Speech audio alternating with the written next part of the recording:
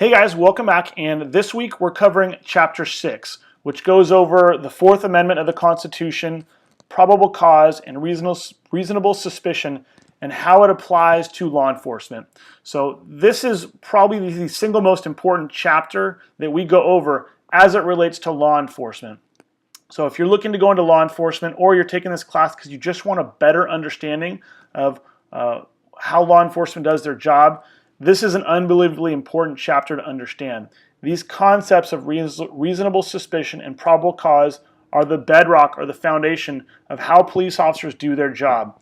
Sometimes police officers do get in trouble because they don't really understand these concepts, and they'll just rely on the fact that I'm the police, I get to do what I want. And that's not the case.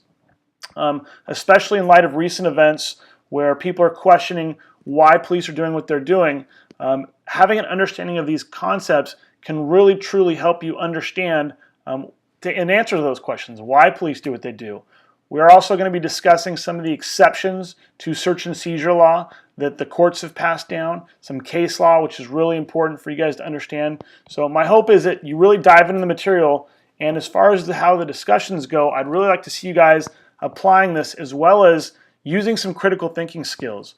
So what I'd like to do is have you guys, along with the discussion, if you have any questions or scenarios for me that would relate to this chapter or even relate to current events that are going on right now, I'd really like you guys to post those on the discussion board because I think that using those critical thinking skills and examining these concepts as they relate to current events and law enforcement can really help you give a better understanding overall of why police may need to do what they do in certain situations and what they're allowed to do.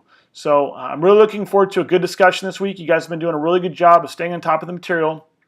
At the end of this module, we're going to have our second test, which covers chapters 4, 5, and 6.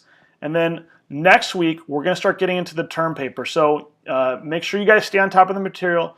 Don't fall behind. You guys have been doing a great job of staying on top of this stuff, and the discussions have been really good. So please keep that up.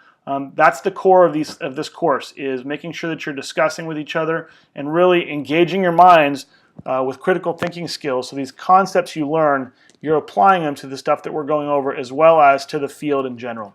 So look forward to this week, and as always, please let me know if you have any questions.